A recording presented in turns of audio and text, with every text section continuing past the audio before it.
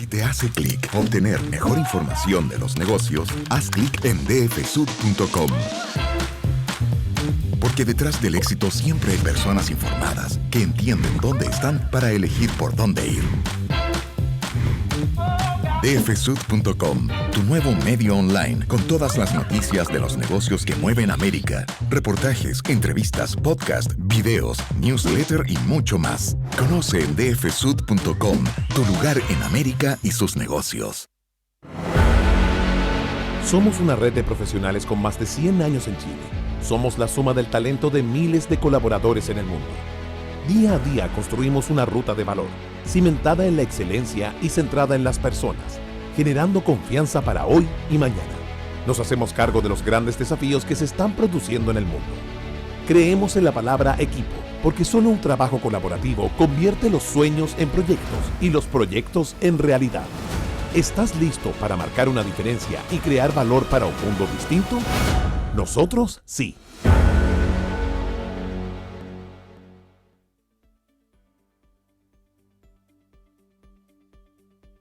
Tengan la más cordial bienvenida a estas nuevas reuniones en las mañanas mensuales que les damos junto al Diario Financiero y PwC. En relación a novedades, en este caso en particular, en este mes en particular, respecto de novedades tributarias sobre operación renta del año tributario 2022.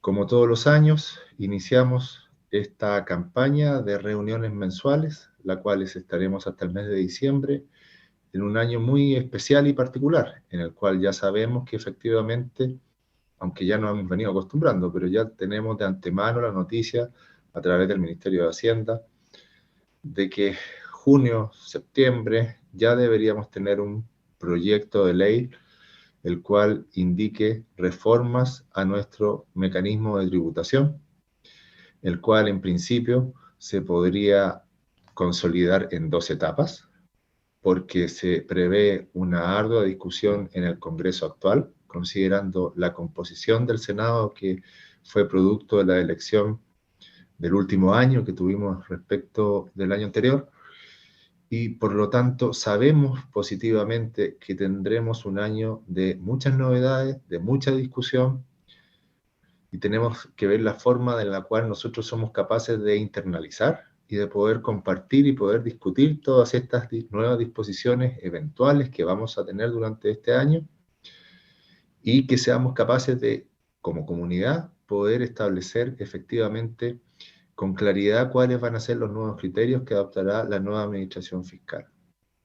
Hay que adicionar también de que tenemos un nuevo director del Servicio de Impuestos Internos y que tenemos que estar muy atentos a ver cuál va a ser la nueva realidad en términos de fiscalización, en términos de emisión de nuevas normativas, en términos de emisión de nuevas interpretaciones de la ley a través de circulares, a través de oficios.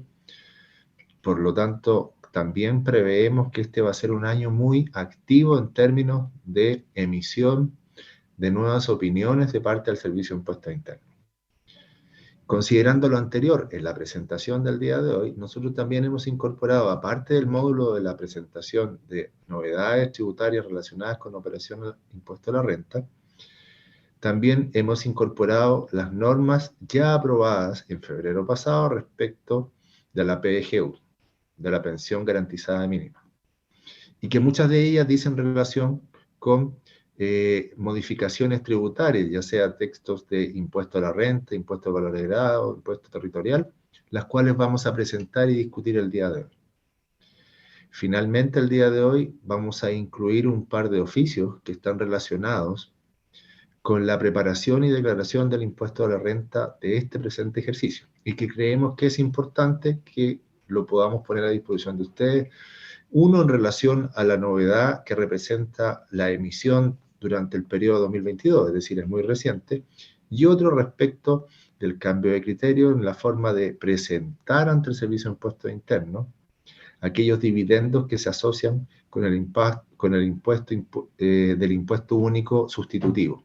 Entonces, ambos también los vamos a presentar el día de hoy y lo hemos reservado para el final de la presentación.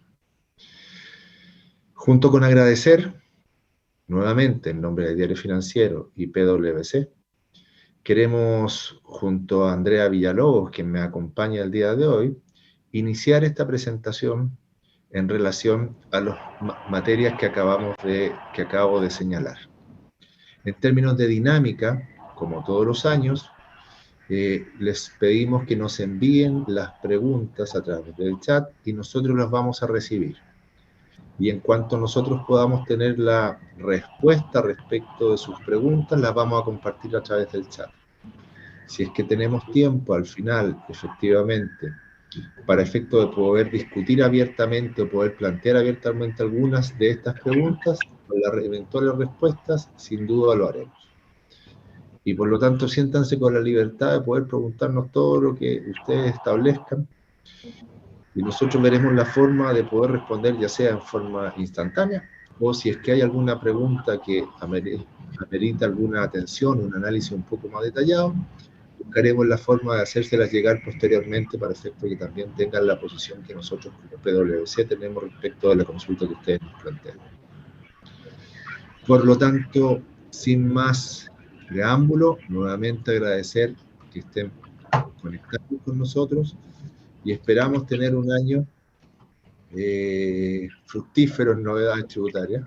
Espero también que sean fructíferos en términos de novedades positivas tributarias, pero lo que sí tenemos que estar es muy atentos a estas modificaciones eventuales que se van a ir produciendo y que, como ya les decía, algunas ya se produjeron respecto de las modificaciones introducidas por la Ley de la Pensión Garantizada Universal, que vamos a discutir el día de hoy.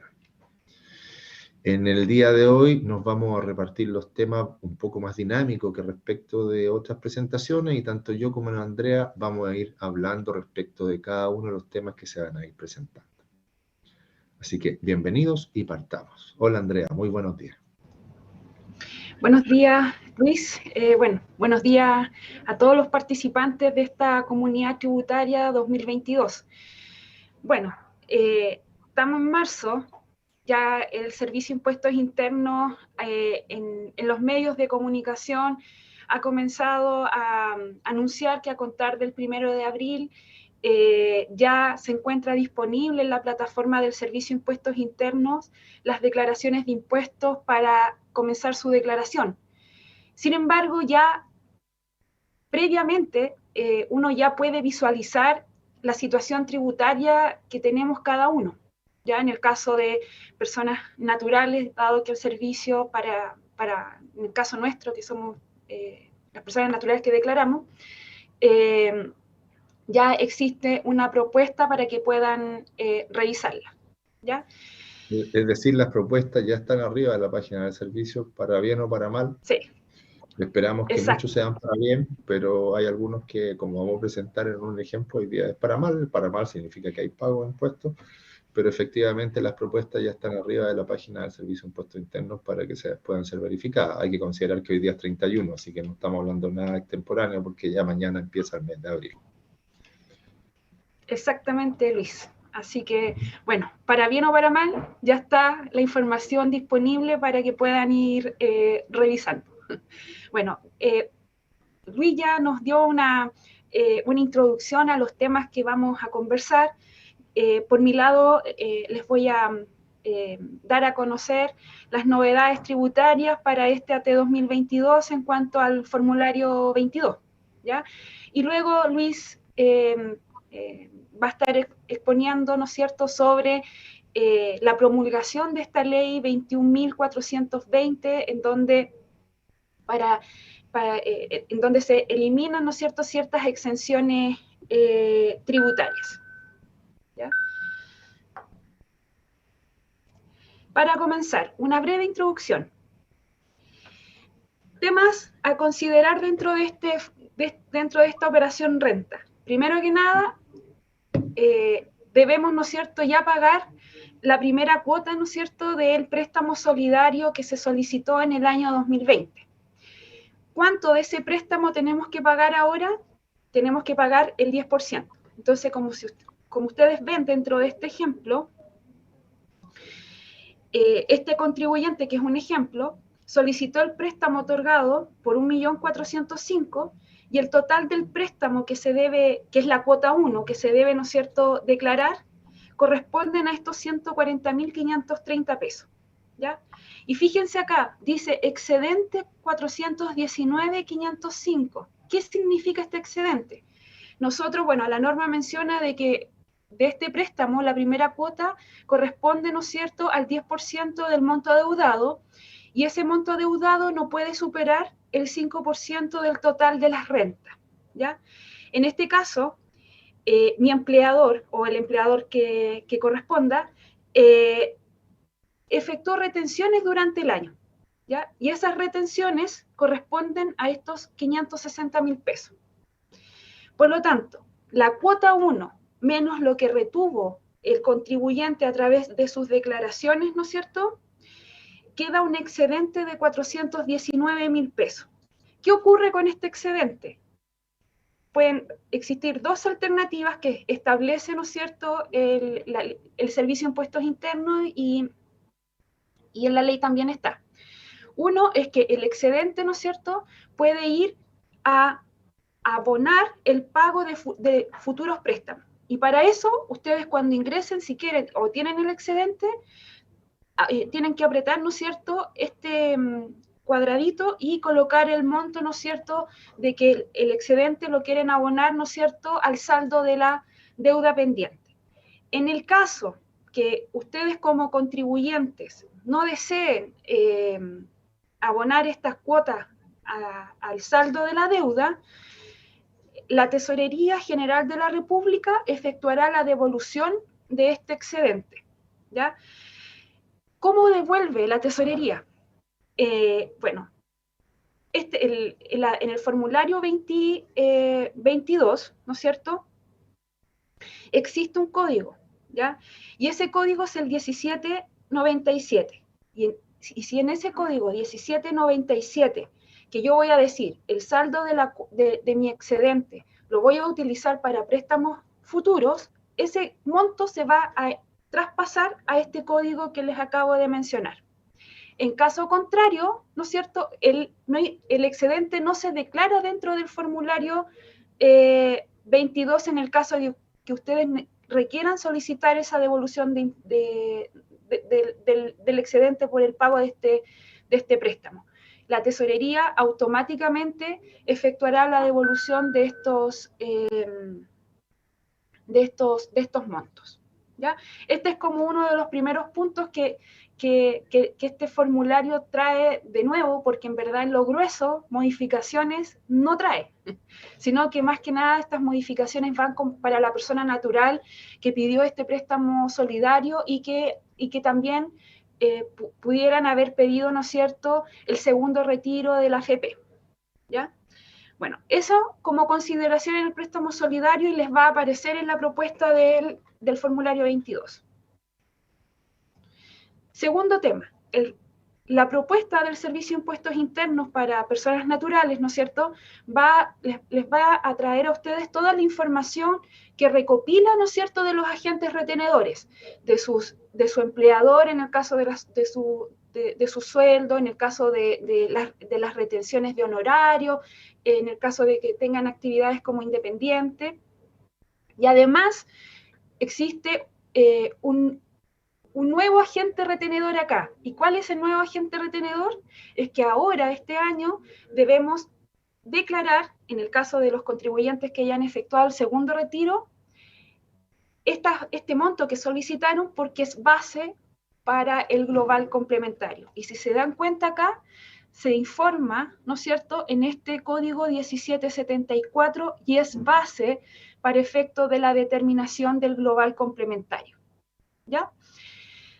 Bueno, y luego toda la reliquidación de impuestos que corresponde, ¿no es cierto?, de un contribuyente que obtiene, ¿no es cierto?, otros ingresos.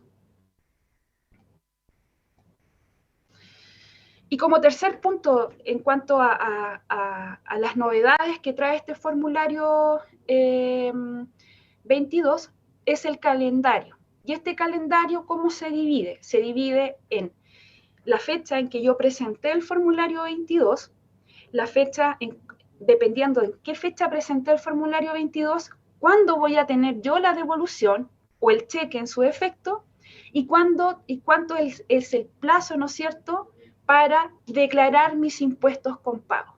Por ejemplo, si yo presenté mi declaración de impuestos entre el 1 y el 21 de abril, ¿ya?, y esa presentación significó una devolución, esa devolución a través de un depósito lo obtendré el 12 de mayo.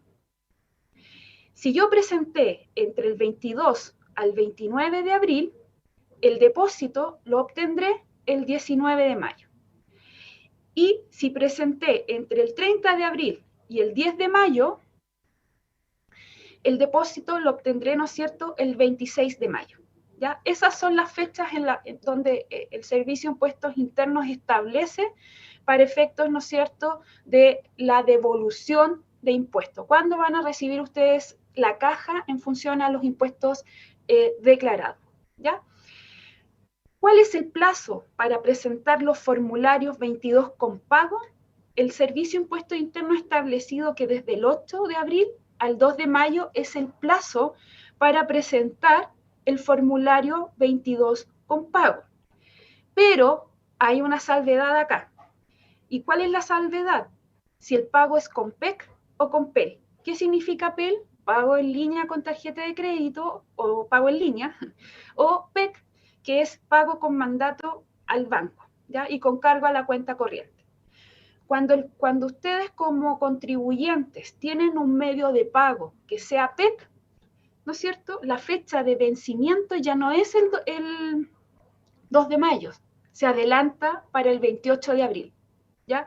Así que ojo con eso, importante tener claro cuál es el medio de pago, o sea, cuál de estas dos, si es que pagan electrónicamente, cuál de estas dos alternativas tienen disponible en el banco, porque dado de ese mecanismo se fija, ¿no es cierto?, el vencimiento de esta declaración.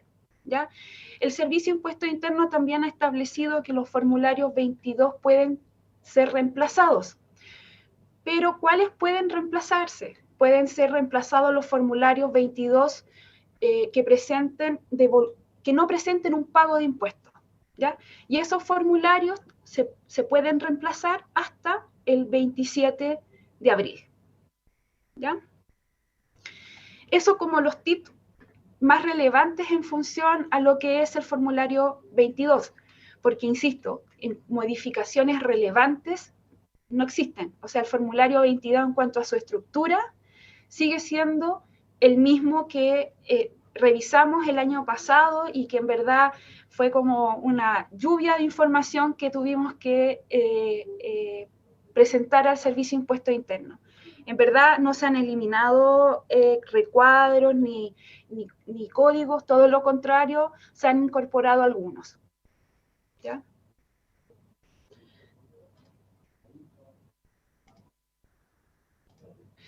Bueno, vamos a hacer una breve introducción para efectos de focalizarnos, ¿no es cierto?, en esta operación renta.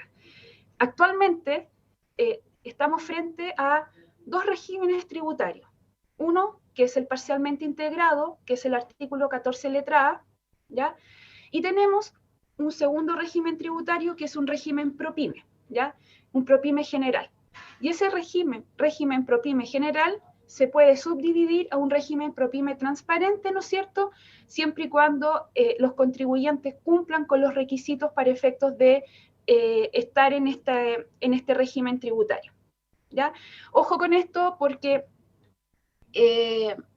cuando ustedes realizan iniciación de actividades, la ley menciona que es de obligación del Servicio de Impuestos Internos ilustrar al contribuyente para efectos de elegir, ¿no es cierto?, el régimen tributario que les aplica.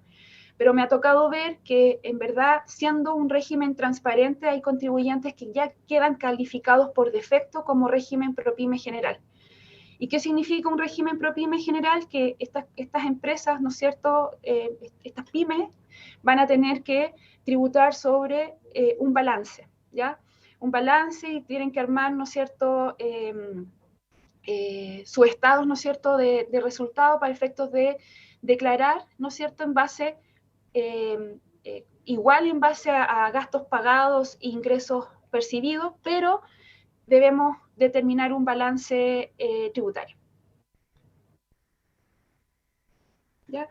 Como característica o temas principales, la foto sigue siendo la misma del año pasado. La tasa de impuesto de primera categoría para contribuyentes que son del parcialmente integrado sigue siendo de una tasa del 27%.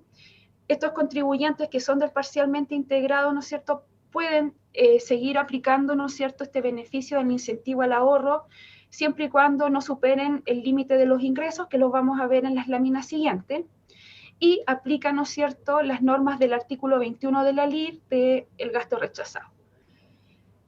Si nos vamos al régimen ProPyme, ¿ya? Aquí la tasa general es de un 25%, pero por este año, ¿no es cierto?, y el último año, esta tasa se disminuye, ¿no es cierto?, a un 10%. Eso quiere decir que por los años comerciales 2020, 2021 y 2022, los contribuyentes que están bajo el régimen ProPyme general, ¿ya?, van a tributar sobre una tasa del 10%.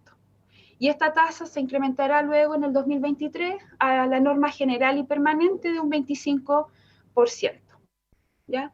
También pueden utilizar el beneficio al ahorro. Y ojo acá también, porque antes las pymes no estaban, me refiero antes de la ley 21.210, no aplicaban normas del artículo 21, pero en el caso de una pyme bajo régimen general, sí les corresponde. Así que bueno, eso es un punto que tienen que considerar. Y finalmente tenemos los contribuyentes que son más pequeñitos, ¿no es cierto?, que son del régimen transparente, donde acá en verdad no pagan impuestos de primera categoría porque el resultado que se les genere producto de su operación sube, ¿no es cierto?, a los dueños, y los dueños tributan sobre estas utilidades siempre y cuando estén dentro del tramo que corresponda para efectos de la tributación.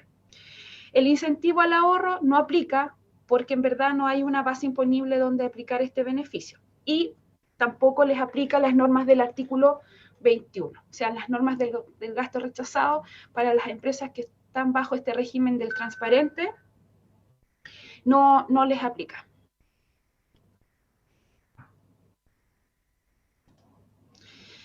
¿Cuáles son los registros tributarios? En verdad, seguimos aplicando la resolución 19 del año 2021, ¿ya?, en donde estos registros de renta empresariales se componen por el RAI, ¿no es cierto?, que es una fórmula matemática que se determina en función al capital propio tributario, que luego vamos a revisar, ¿no es cierto?, en las láminas que siguen. Luego tenemos la diferencia de la depreciación normal y acelerada, que en verdad corresponde, ¿no es cierto?, a la diferencia que se determine entre para todos aquellos contribuyentes que hayan utilizado, ¿no es cierto?, el beneficio de una depreciación acelerada. ¿Qué significa esto? Que lo que se informa en esta columna del DDAN es la diferencia entre la depreciación normal, acelerada o instantánea. ¿Y por qué? Porque esto no es un beneficio que sube al global complementario, sino que queda solo a nivel de primera categoría. Luego tenemos el REX, que son las rentas exentas, ingresos no renta, en donde en este registro vamos a ver, ¿no es cierto?, la composición de los ingresos que yo pude haber percibido con tributación cumplida, rentas exentas o ingresos no renta. Y luego tenemos nuestro SAC, que aquí están todos los créditos y los impuestos de primera categoría que la empresa pagó y recibió producto de dividendos que haya percibido, y que son los créditos disponibles que tienen los dueños para utilizar, ¿no es cierto?, en sus impuestos finales, ¿ya? Y luego finalmente tenemos el STUT, este famoso FUT que nos sigue persiguiendo, ¿no es cierto?, y que, ojo, que hasta abril de este año podemos pagar, ¿no es cierto?, el ISFUT, ¿no es cierto?, con tasa del 30%.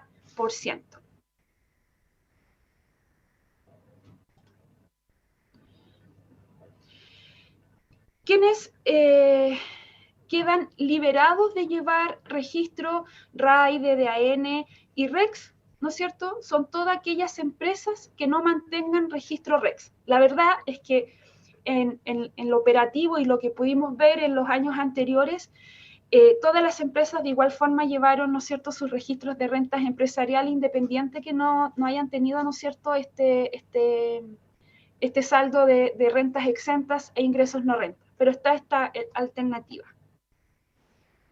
¿Ya?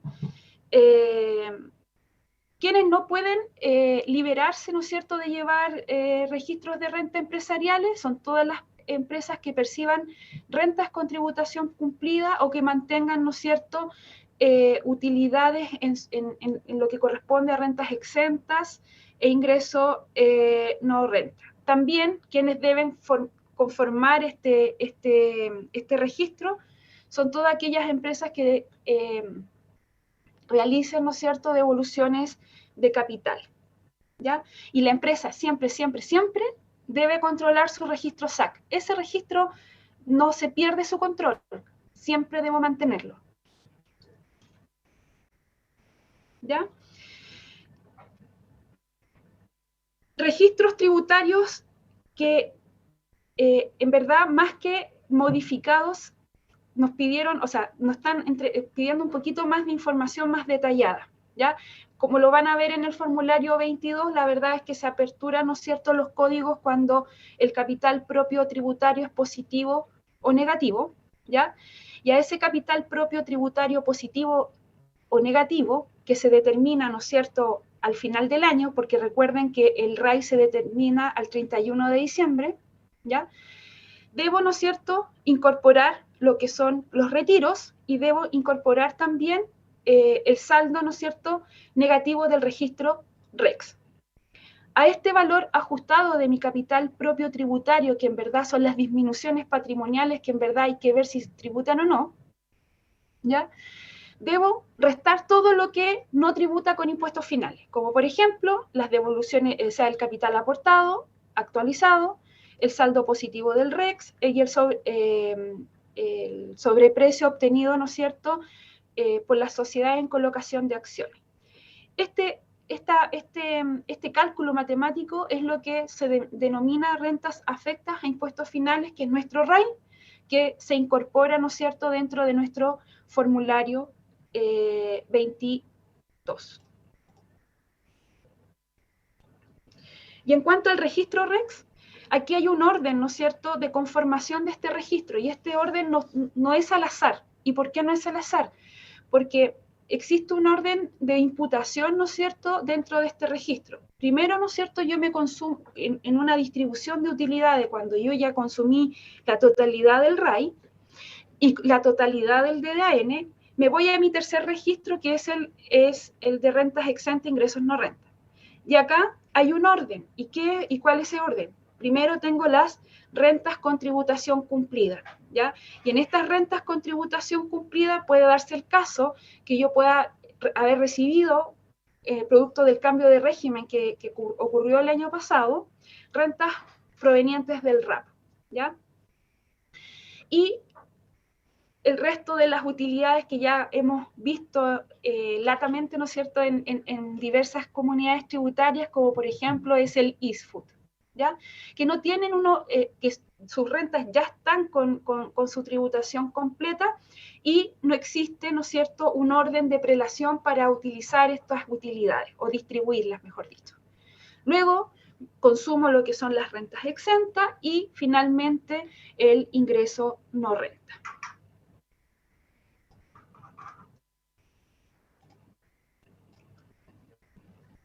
Consideraciones importantes al momento de efectuar este registro, que para determinar un resultado, si yo recibí un ingreso no renta producto de alguna operación que obtuve, y ese ingreso no renta viene acompañado con un gasto, lo que yo incorporo en la columna de rentas exentas es el valor neto, o sea, es decir, el ingreso menos el gasto. Si el saldo de este registro queda negativo, se arrastra, ¿no es cierto?, para el año siguiente. Y para las empresas que son del régimen ProPyme general, los saldos que se muestran en este registro no deben aplicar reajuste.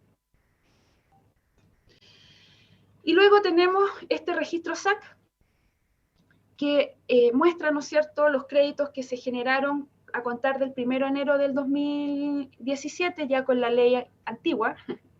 Digo antigua porque ya estamos con una reforma casi nueva. Me consumo primero estos créditos, que son los nuevos, entre comillas, del 2017, y luego consumo los créditos del 2016.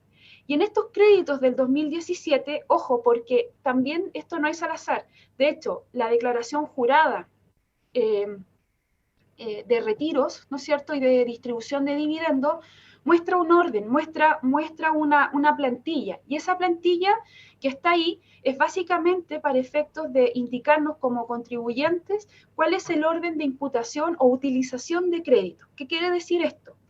Si yo tengo créditos acumulados a contar del 1 de enero del 2017, lo primero que yo debo consumir son los créditos no sujetos a restitución y que hayan sido, ¿no es cierto?, acumulados hasta el 31 de diciembre del 2019. Eso es lo primero que yo consumo. Luego de haber agotado estos créditos, consumo, ¿no es cierto?, los créditos que no están sujetos también a restitución y que se hayan generado a contar del 1 de enero del 2020. Y finalmente, ya cuando consumí todos estos créditos, recién ahí consumo los créditos sujetos a restitución. Empresas grandes, en verdad, estos créditos que no están sujetos a la obligación de restitución y que se recibieron y que probablemente pudieron haberse recibido o no. La verdad es que yo en la práctica vi muy pocas empresas que estaban en esta situación, ¿ya? Y luego tengo los créditos pagados en el extranjero, que estos créditos se consumen en forma proporcional también al consumo de los créditos, ¿no es cierto?, de primera categoría. Y finalmente me voy con los créditos del 2016, que son no sujetos a la obligación de restituir. Y siempre, y fíjense, siempre consumo los sin derecho a devolución, se terminan los sin derecho a devolución y me voy los con derecho a devolución, ¿ya? También este orden se muestra en las DJ y en la resolución porque en verdad es el orden que debo llevar al momento de utilizar los créditos, ¿ya? Como situaciones de interés, las empresas acogidas al artículo, al SEM integrado, ¿no es cierto?, deben rebajar a todo evento las partidas del inciso primero y inciso segundo del artículo 21. Por lo tanto, la columna del SAC que está sujeto a la obligación de restitución puede quedar negativa por esta imputación, ¿no es cierto?, que se realiza producto de estas partidas del inciso primero y segundo del artículo 21, ¿ya? Los créditos por impuestos pagados en el exterior se asignan en forma conjunta, ¿no es cierto?, con el crédito de impuesto de primera categoría. Y finalmente, y esto ya la DJ de retiro y distribución de dividendo venció la semana pasada, ¿ya? Pero no está mal recordar porque toda esta información se plasma dentro del formulario 22. Existe un orden de imputación de los retiros y un orden de imputación asociada a las devoluciones de capital. El orden de imputación asociado a los retiros, ya hemos visto que primero consumo el RAP en el caso de que la empresa haya recibido estas utilidades, luego me consumo el RAI, luego el DDAN, el REX y otras cantidades. Y estas otras cantidades básicamente significa si la sociedad mantiene utilidades financieras por sobre las tributarias, también, ¿no es cierto?, quedan grabadas con impuestos. Y para una devolución de capital, lo mismo.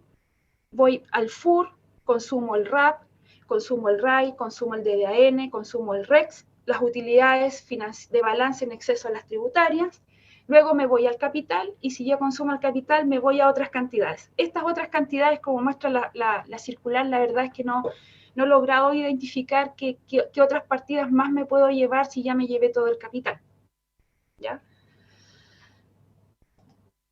Y eso en base a un marco general para efectos de ya incorporarnos a lo que es el formulario 22 de este año tributario. Como les digo, la verdad, cambios relevantes no tenemos. En verdad nos están pidiendo a lo mejor, o sea, más información en algunos recuadros, pero lo grueso es lo mismo que tenemos ya de la T del año anterior. ¿Cuáles son los recuadros que son importantes de mencionar en un régimen parcialmente integrado? Tenemos el recuadro número 6, que se presentan, ¿no es cierto?, los datos informativos de una empresa, y que este recuadro sufrió una modificación este año al incorporar 2 códigos asociados a la depreciación de vehículos, ¿no es cierto?, que son de baja emisión de contaminantes, ¿ya? Luego tenemos el recuadro número 10, que es el recuadro de la depreciación. Luego tenemos el recuadro número 12, donde nosotros debemos mostrar, ¿no es cierto?, la composición de la base imponible de primera categoría, comenzando con la composición, ¿no es cierto?, de nuestro resultado financiero. Tenemos el recuadro número 13, que es el recuadro en donde se muestra de manera muy detallada la determinación del RAI. De hecho, hay una modificación acá en función al capital, dependiendo si el capital dio positivo o negativo. Se muestra ahora de manera aperturada. El recuadro número 14, que menciona, ¿no es cierto?, esta razonabilidad del patrimonio, que en verdad, afortunadamente, en esta operación renta, en la operación renta del año anterior, y que hemos estado en algunas fiscalizaciones, no nos ha tocado, ¿no es cierto?, todavía que el Servicio de Impuestos Internos nos haga alguna pregunta en función a los códigos que se presentaron en este recuadro. Y tenemos el recuadro número 15, que es el registro de rentas empresariales, que no sufrió modificación. O sea, de aquí lo que sufrió modificaciones o incorporación de códigos es el recuadro número 6 y el recuadro del RAI. ¿Ya? ¿Qué información se presenta en este recuadro número 6 de datos informativos? Bueno, es básicamente la composición de nuestro balance. ¿Y cómo nuestra composición de nuestro balance? ¿O cómo se divide este recuadro? Tengo que presentar, ¿no es cierto?, mis operaciones internacionales, préstamos efectuados a propietarios, socios o accionistas en el ejercicio, total o cantidades adeudadas, pagadas, abonadas a relacionadas en el exterior, que aquí Luis en una de las láminas nos va a presentar el tratamiento, ¿no es cierto?, del pasivo generado por este tipo de operaciones. Total pasivos contraídos en Chile. Debemos presentar el EBITDA, ¿no es cierto?, y la renta imponible extranjera. Luego, ¿qué más debemos presentar en este recuadro? Los datos de balance. Total de activo, total de pasivo, el capital efectivo, ¿no es cierto?, mi activo inmovilizado, mi patrimonio financiero, incluyendo, ¿no es cierto?, la utilidad generada en el periodo. Y otros antecedentes, pero asociados a lo mismo que estamos viendo en este recuadro. Utilidades financieras capitalizadas, gastos adeudados por cuotas de bienes en leasing, que luego aquí nos vamos a ver algún cambio que nos va a comentar Luis en las láminas que siguen, la tasa TEF, la tasa TEX, ¿no es cierto?, que en verdad que cuando apareció esta tasa TEX no sabíamos de qué se trataban, pero básicamente es la tasa efectiva de los créditos, ¿no es cierto?, que se reciben o que la empresa mantenga, ¿no es cierto?, por rentas exentas del global complementario. ¿Ya?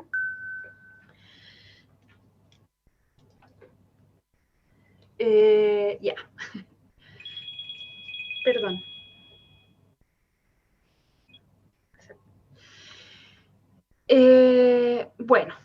Bueno, esto yo les acabo de mencionar que básicamente en este recuadro, dentro de los saldos también, debo presentar los saldos de crédito por impuestos de primera categoría no sujeto a restitución. O sea, en verdad, acá tengo que incluir todos los saldos iniciales que se traen, ¿no es cierto?, del periodo tributario anterior. Y acá dentro de este recuadro número 6 hay 2 códigos que se incorporan. Uno es el código 1782 y el 1783. ¿Qué presento en estos códigos? Estos códigos debo indicar, ¿no es cierto?, la depreciación acelerada, ¿ya?, aplicable a vehículos eléctricos o híbridos con recarga, ¿no es cierto?, de exterior, ¿ya? U otros calificados de cero emisión. Bueno, ¿por qué nacen estos nuevos códigos? Porque hay una ley, que es la ley, la 21.305, en donde se establecen beneficios para este tipo de, para la adquisición de estos vehículos. ¿Y cuál es el beneficio? El beneficio es que aquellos contribuyentes que adquieran este tipo de vehículos pueden aplicar una depreciación acelerada. Y esa depreciación acelerada, de acuerdo a lo que se indica en la resolución 56 del año de junio del 2021, dice de que la vida útil normal asociada a estos vehículos es de 3 años y pueden aplicar una depreciación acelerada de 1 año, ¿ya? Por lo tanto, ¿qué debe hacer la empresa para efectos de poder utilizar este beneficio? En verdad, lo único que deben realizar es informar esta depreciación en los códigos que se establecen en este recuadro, ¿ya?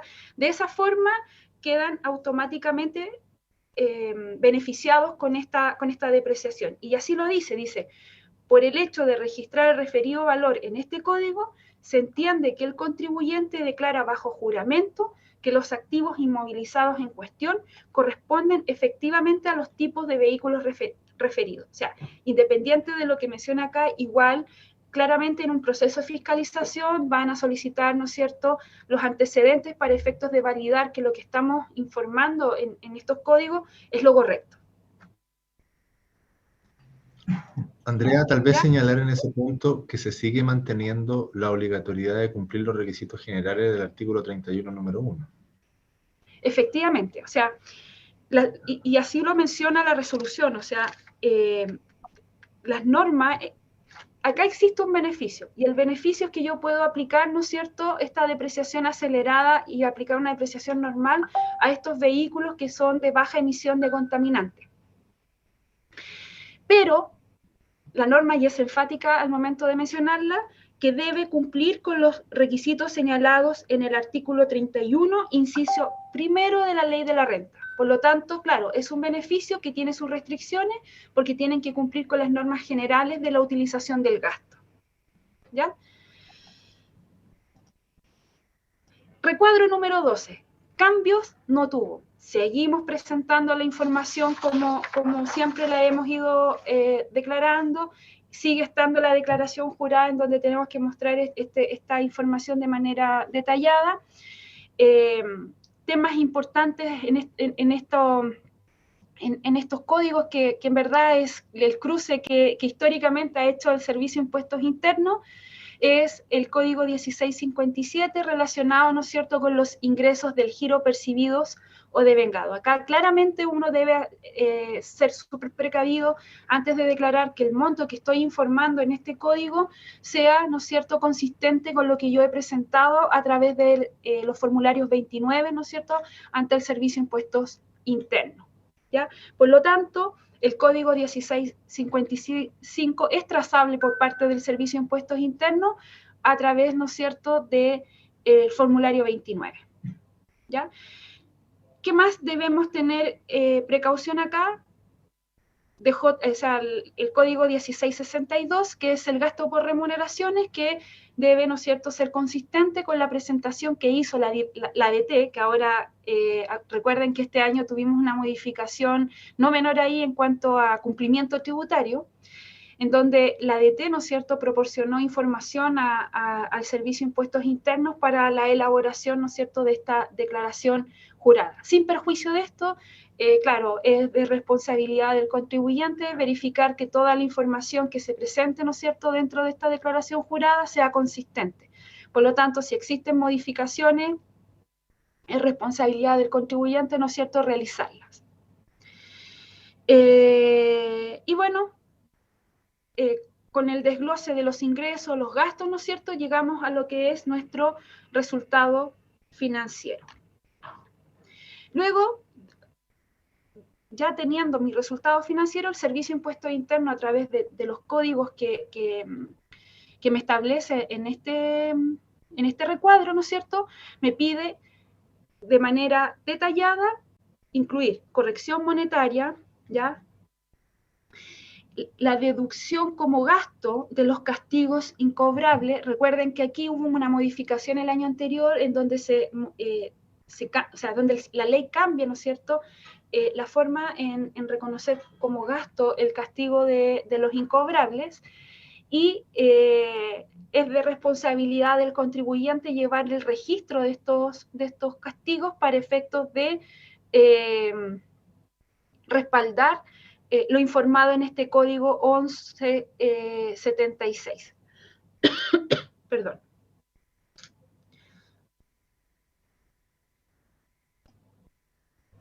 ¿Qué más tenemos en este recuadro? Que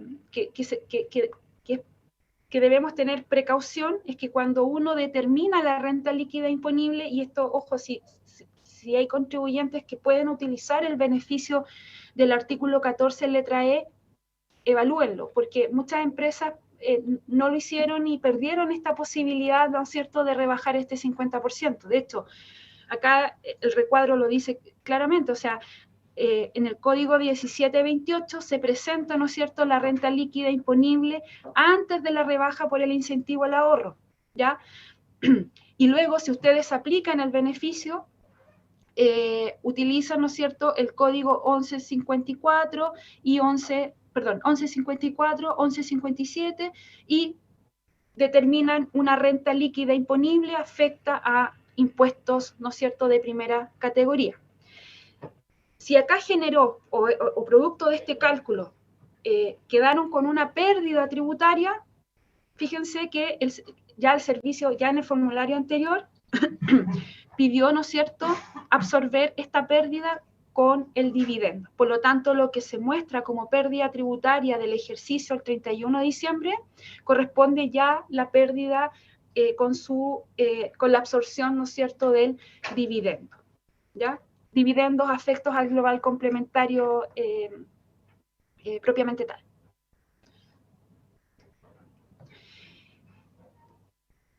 Un breve resumen para efectos de que tengan claridad el uso de este beneficio del incentivo al ahorro y vean la posibilidad de utilizarlo.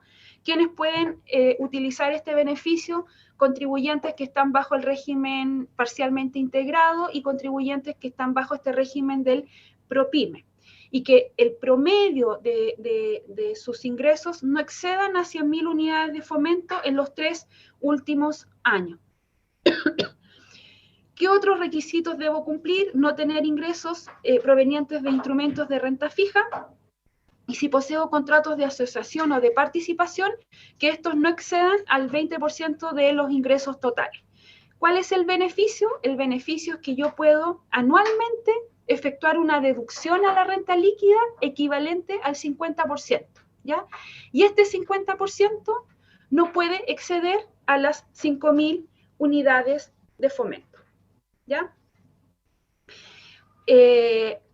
Consideraciones a tener, para efectos de ver el límite de los ingresos, acá no es solamente el ingreso como un RUT único, sino que debo considerar, ¿no es cierto?, los ingresos, ¿no es cierto?, a nivel consolidado, ¿ya? Si yo soy una mega empresa y tengo una empresa chiquitita que puede usar el beneficio, no solo yo puedo, no solo debo evaluar mis ingresos, sino que ya también debo incorporar los ingresos de mis relacionados en función a la participación que yo posea en estas empresas. Recuadro número 13, que es la determinación del RAI. Se muestra, ¿no es cierto?, el capital propio tributario positivo, el capital propio tributario negativo, ¿no es cierto?, la composición del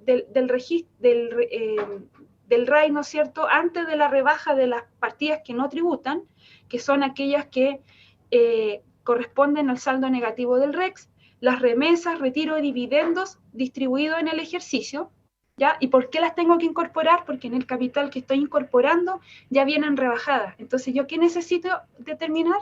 Mis rentas afectas impuestos. O sea, debo incorporarlas porque ya el asiento contable que refleja, ¿no es cierto?, mi total de activo y pasivo ya viene rebajado. Por lo tanto, es por eso que se incorpora. Luego, al tener este subtotal, ¿no es cierto?, el servicio me pide, ¿no es cierto?, incorporar el saldo REX, rebajando, ¿no es cierto?, a este saldo ajustado positivo. Debo rebajar, ¿no es cierto?, mi capital aportado, efectivamente pagado, el saldo de full, y debo rebajar también este sobreprecio obtenido en la colocación de acciones.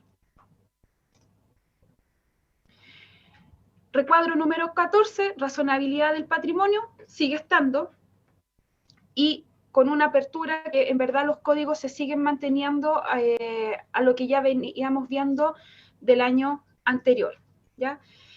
Tengo mi capital propio tributario positivo, y sobre ese capital propio tributario positivo o negativo inicial, ¿no es cierto?, empiezo a incorporar todos los movimientos del ejercicio. ¿Y cuáles son los movimientos del ejercicio? Correcciones monetarias, resultado tributario del periodo, retiros que haya efectuados durante el periodo, ¿no es cierto? O sea, todo el movimiento que yo efectué, debo incorporarlo. Si utilizaron el beneficio del incentivo al ahorro, como mi renta líquida en verdad la rebajé al 50%, esa partecita del 50% rebajado, ¿no es cierto?, debo incorporarla en este código 1701, porque recuerden que mi resultado anual es el 100%. Lo que pasa es que producto de un beneficio, la ley me permite pagar impuestos sobre la mitad de ese resultado que yo determiné al 31 de diciembre.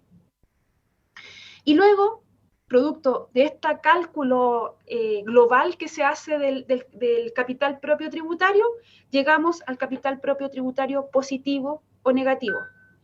Marqué con rojo acá lo que está como otras partidas. ¿Y por qué? Porque estos eran los códigos que estábamos con un poco de temor en el sentido de que iba a ser el Servicio de Impuestos Internos. Hasta el minuto, por lo menos en mi caso, no han tocado, ¿no es cierto?, estos dos códigos que se muestran en este recuadro número 14. Y luego tenemos el registro de renta empresariales que sigue tal cual, no hay modificaciones, en donde incorporo, ¿no es cierto?, el remanente, y que en verdad es la resolución, es el copy-paste de la resolución 19, ¿ya? Tengo el saldo inicial, reajustado, sea positivo o negativo, se informan en códigos distintos. Fíjense que están bloqueados los saldos iniciales que no pueden ser negativos, o sea, el RAI tiene que partir sobre un valor positivo. Y luego tengo los aumentos del periodo producto de las reorganizaciones. Después tengo disminuciones en el caso de una división, ¿no es cierto? ¿Ya? Y reverso, reverso y o disminuciones del ejercicio propias, como por ejemplo la rebaja, ¿no es cierto?, del RAI, ¿ya? Porque recuerden que el RAI, o sea, para efectos de determinar el saldo final del RAI, ¿qué debo hacer? Reversar el saldo inicial e incorporar el nuevo saldo, porque el RAI ya viene acumulado porque el capital ya muestra nuestras utilidades acumuladas, ¿ya? Y sobre esto determino lo que es mi remanente del ejercicio, por cierto, del periodo siguiente.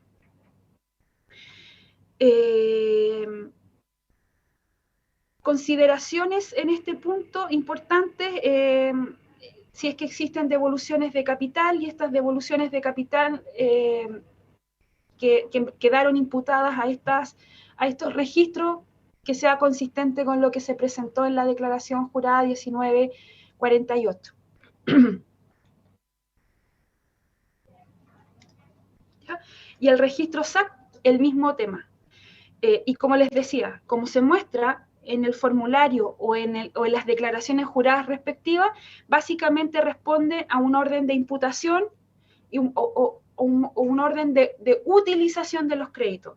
Es decir, se divide en los créditos acumulados a contar del 1 de enero del 2017 y aquellos acumulados al 31 de diciembre del 2016. Modificación en este recuadro no hay, sigue estando los mismos códigos presentados ya en el formulario del periodo anterior. Y obviamente, si es que hubo una distribución de utilidades, que lo que yo voy a plasmar en este recuadro sea consistente con lo que yo presenté en las respectivas declaraciones juradas.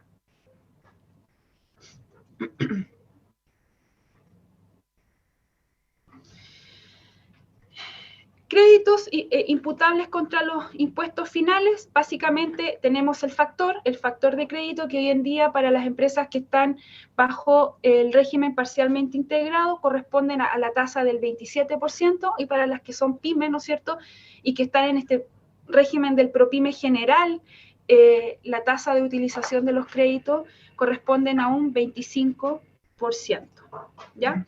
¿Y cuál es el factor? El factor es, en el caso de un 27%, es el 0,369863. La norma dice que el último factor, ¿no es cierto?, no debe ser redondeado. Y con tasa del 10, ¿no es cierto?, porque todavía se encuentra vigente la transitoria del impuesto de primera categoría, debería ser un 0,1111. Y en el caso del crédito, o sea, de los créditos que venían del FUT, sigue siendo la misma fórmula, el saldo total de crédito dividido por el STUT, y también tiene que contener, ¿no es cierto?, estos 6 decimales sin redondear el último dígito. ¿Ya? Y en cuanto al régimen del artículo 14, letra D, ¿no es cierto?, para el régimen ProPyme, básicamente lo mismo que para lo que les acabo de mencionar para el régimen general, ¿no es cierto?, del artículo 14, letra A. Modificaciones importantes no hay, solo incorporación de nuevos códigos, pero en lo grueso sigue siendo lo mismo del año anterior. Tenemos el recuadro número 6, que son los datos informativos. Tenemos el recuadro número 7, en donde mencionamos, ¿no es cierto?, el ingreso diferido pendiente de amortizar, que es el saldo que o es como se llamaba el peaje, ¿no es cierto?, que las empresas pagaban al momento de cambiarse de régimen y tenían saldos, ¿no es cierto?, acumulados tributarios. Tenemos el recuadro número 17, que se determina la base imponible del régimen ProPyme. Recuadro número 19, que se menciona, ¿no es cierto?, el capital propio tributario simplificado. Y estas empresas también determinan, ¿no es cierto?, un RAI simplificado, ¿no es cierto?, y que tampoco modificaciones tuvo producto de esta operación renta. ¿Ya? El recuadro número 7, siguen estando los mismos códigos, es lo que mostramos en esta lámina. En verdad, lo que yo muestro en este recuadro es básicamente la utilización de estos créditos. Perdón, debo mostrar, ¿no es cierto?, el consumo, ¿no es cierto?, de este saldo pendiente de amortizar. Recuadro número 17, que se determina la base imponible. Lo único distinto en esto es que los ingresos del giro de venganza, o sea, se incorpora un código que es el código 1817, en donde debo incorporar los ingresos del giro de vengados en ejercicios anteriores y percibidos en el ejercicio actual. ¿Qué quiere decir esto? Que si hubo un cambio de régimen y producto del cambio de régimen habían ingresos de vengados, ¿no es cierto?, y que ahora por el cambio de régimen quedan bajo el concepto del percibido, se informan ahora en un código aparte. ¿Y en qué código? En este código, en el 1817. Lo demás sigue siendo lo mismo, o sea, ingresos percibidos, gastos efectivamente pagados. En cuanto a la conformación de los gastos, se incorpora un nuevo código que es el 1818, en donde se muestra, ¿no es cierto?, el consumo de las existencias, insumos, ¿no es cierto?, que estaban adeudados en ejercicios anteriores y pagados en este. lo mismo que los ingresos. Se apertura este código, todo esto estaba antes incorporado en un solo código y ahora se apertura y se presenta en este código 1818.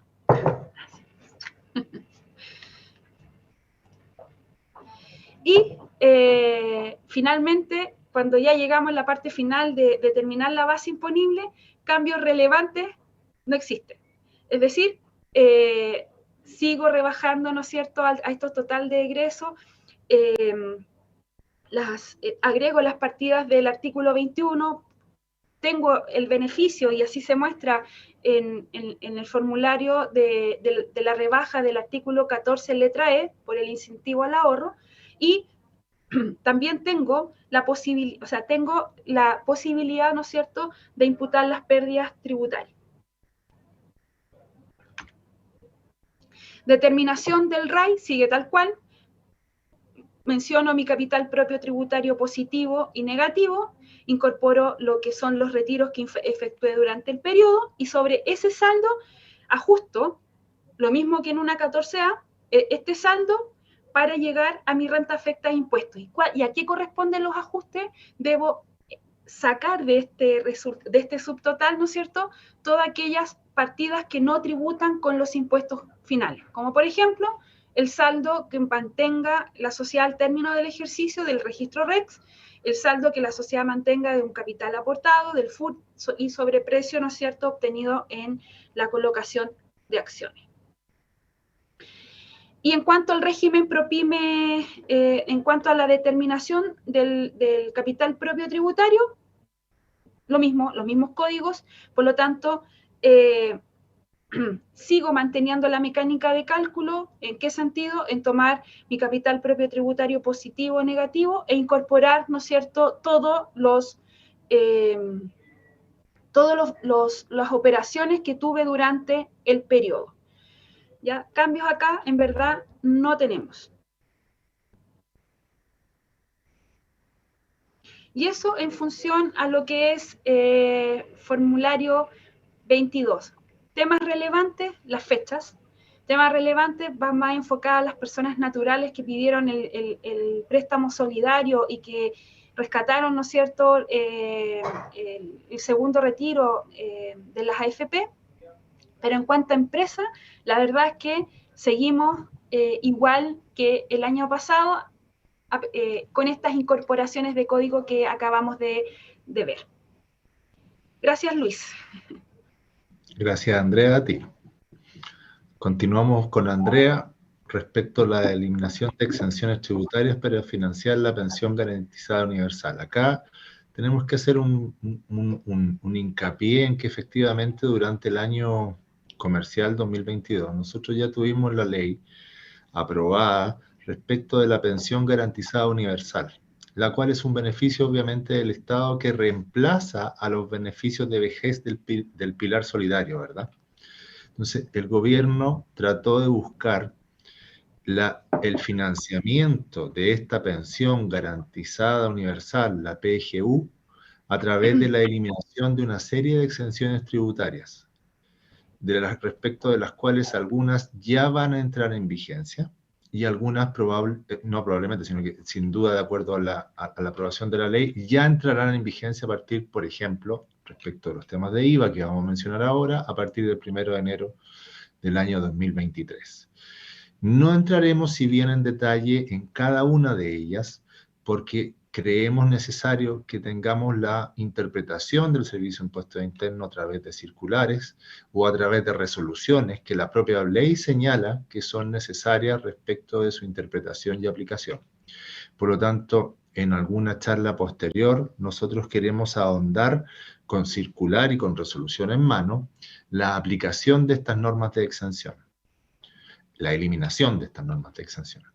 Sin embargo, nosotros el día de hoy queremos mostrar el texto legal y en muchas de ellas las dudas que tenemos respecto de la aplicación que se provocarán producto de la aplicación de este nuevo texto legal de eliminación de exenciones o aplicación de ciertos tributos. Adelante, Andrea, por favor.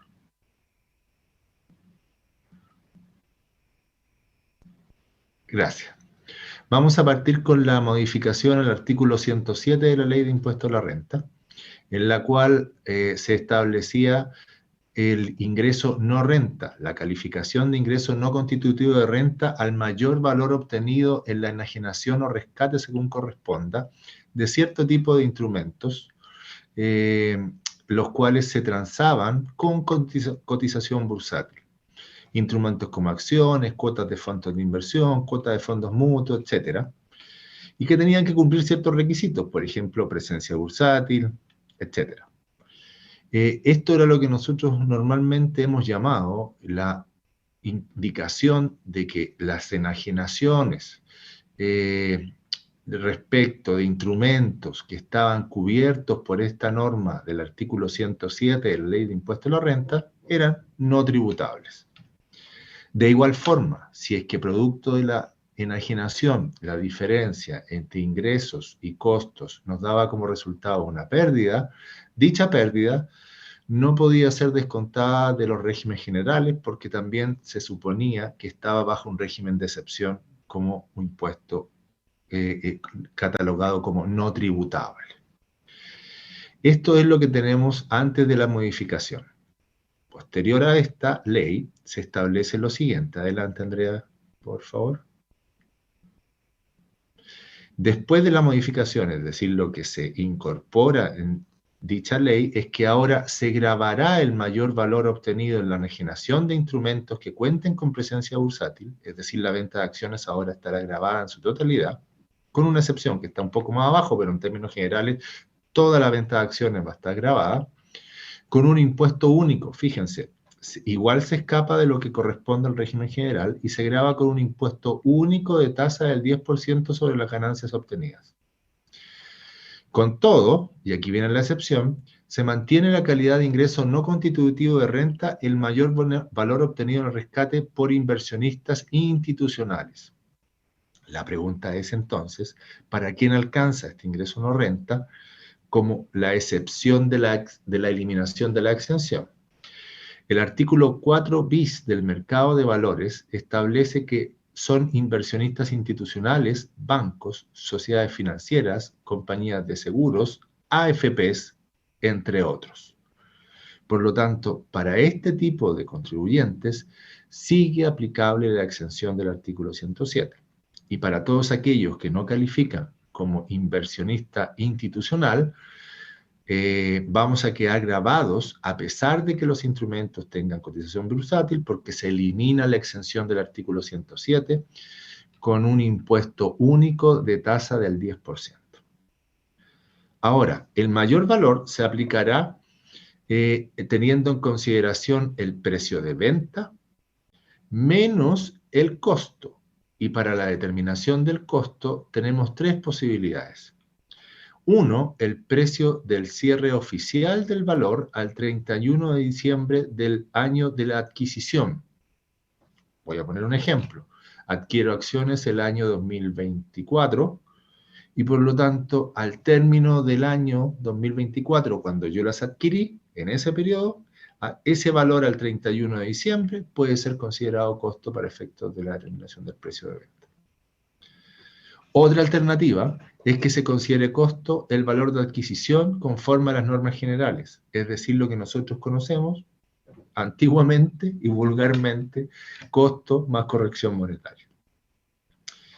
Y en forma adicional se otorga una tercera opción, que transitoriamente la opción se considerará como costo también de adquisición de los referidos valores el precio de cierre oficial al 31 de diciembre del año 2021. ¿Y para quién puede tener relevancia esto? Para aquellas acciones que yo vendo con posterioridad al año 2022, pero que yo había adquirido con anterioridad a esa fecha. Y por lo tanto también la norma me establece en forma transitoria que respecto de ellas puedo considerar los valores que yo tenía de cierre al 31 de diciembre del año 2021. También se podría considerar alternativamente como costo de venta. Pasamos a la siguiente slide, por favor.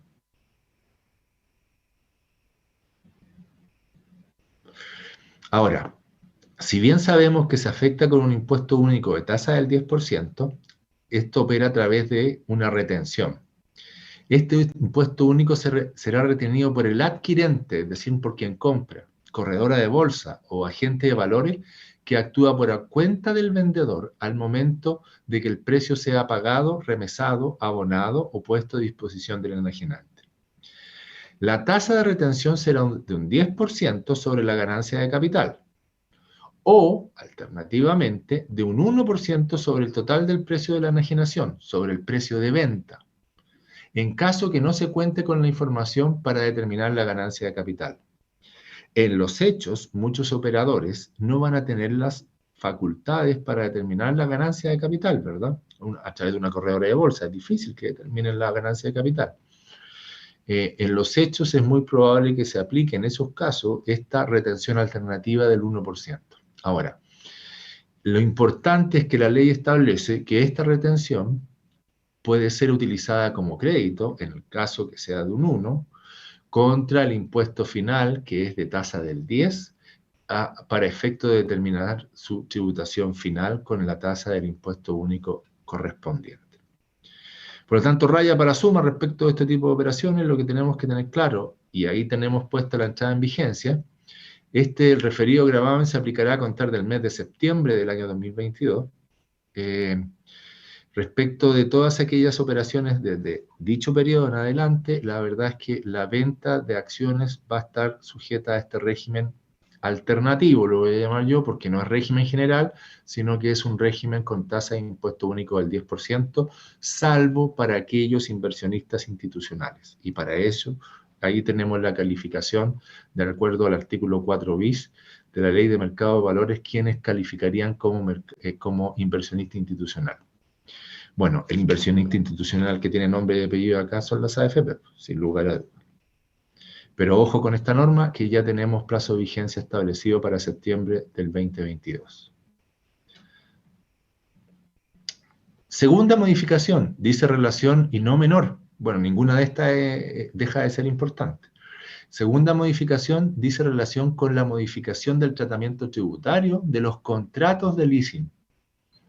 Hasta el día de hoy hemos reconocido que para efectos tributarios el tratamiento del leasing no es la adquisición de un bien para el arrendatario, sino que es, para efectos tributarios, es el pago de una cuota de arrendamiento, el cual tiene el día de mañana la posibilidad de tener una opción de compra. Y por lo tanto, hasta el día de hoy, de acuerdo a las instrucciones del Servicio de Impuestos Internos y de acuerdo al carácter jurídico que acabo de comentar, lo que se ha reconocido es una operación de arrendamiento y se han reconocido como tal, como gasto tributario, las cuotas pagadas por el leasing como una cuota de arrendamiento.